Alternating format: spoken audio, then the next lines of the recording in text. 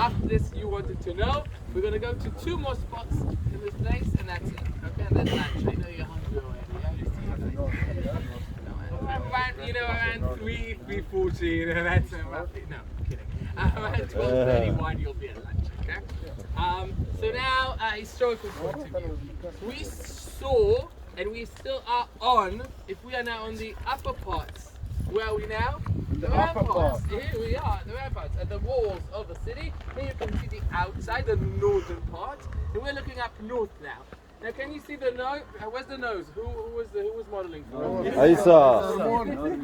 This is the point of the Hermon. It goes His nose. to the east and goes up to his head. And so this is the point. This is Mount Dov, Dov. This is right here. Okay, the edge of his nose. Okay? So this is how the Hermon looks like. I want to talk about 2 things, and that was the city. So the city in the Middle Bronze Age, we saw the ramparts, we saw the gate, we talked about Abraham, we're set. That's what you need to know. What happened to the city in Late Bronze, LB? What happened to the city? It continued. Life continues. What can we do? If nobody comes to capture us, life continues. And we can see a continuation of this city from Middle Bronze into Late Bronze. Did they find a lot of things from Late Bronze? The answer is no. Not all things that you can see. One thing that you can really see from the Late Bronze period is a tomb, okay, that was dug up, and in this tomb a very nice pottery of a very big jug, and this jug has a chariot painted on it, and it looks very Messenic, from Messenia, okay, from the Mediterranean, from islands from the Mediterranean. So you have, you see that the people in Late Bronze were quite, I have to say, worldwide, because it's international to bring things from abroad, and to be buried with a jug that's very beautiful like that, that means that you have connections to places and you're rich. So this city will thrive into the Late Bronze. Then comes the time where the Bible tells us that 2 nations decided to enter the land of Israel at the same period, roughly, and that is the Iron Age 1, or A, whatever you call it, I don't know, in class. And that period of time, I'm going to start giving dates now, because you should know them by now, from 1200 BC to minus 1000 roughly, is Iron 1, or A, how do you call it? A or B? 1? Iron 1. Okay? Iron Age 1. And that is the time of the conquest and the settlement of 2 nations.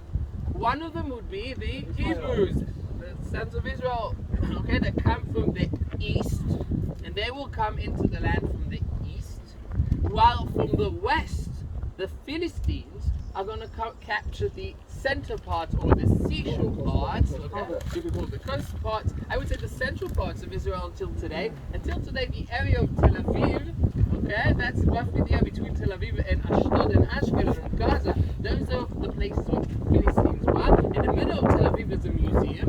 In the middle of the museum there's a tell, an archaeological tell, that's connected to the Philistines. So from roughly Tel Aviv area down to the Gaza Strip, all that area used to be of the Philistines, and they come at the same time.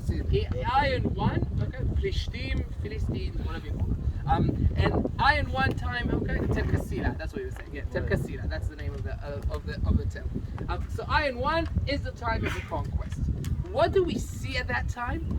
We do see that the big cities are usually conquered, okay, and you see that other things are starting to sprout out.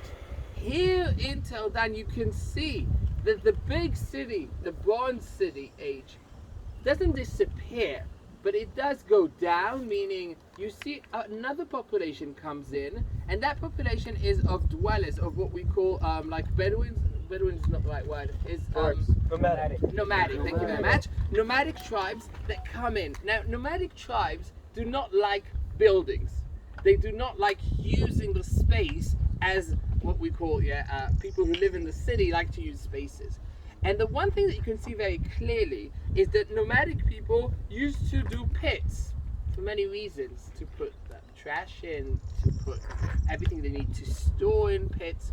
And what you do see, and I don't know if you saw it in Chatzor yesterday, We saw it. Yeah, so maybe somewhere you see that in the- inside a city, wherever it is, on a temple, in a, so there's a layer, okay, they refilled everything.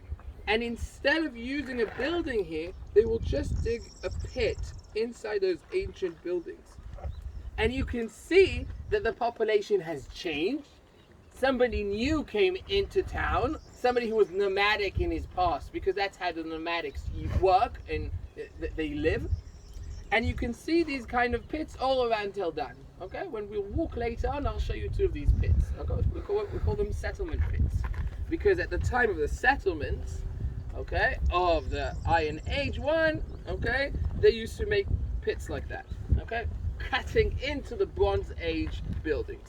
So what we can see in Tel Dan is I wouldn't say conquest in a second, I would, but now I would say entering of other people. We'll call them nomadic because they do things like nomadic people, okay? And you do see that the population has changed in Tel Dan.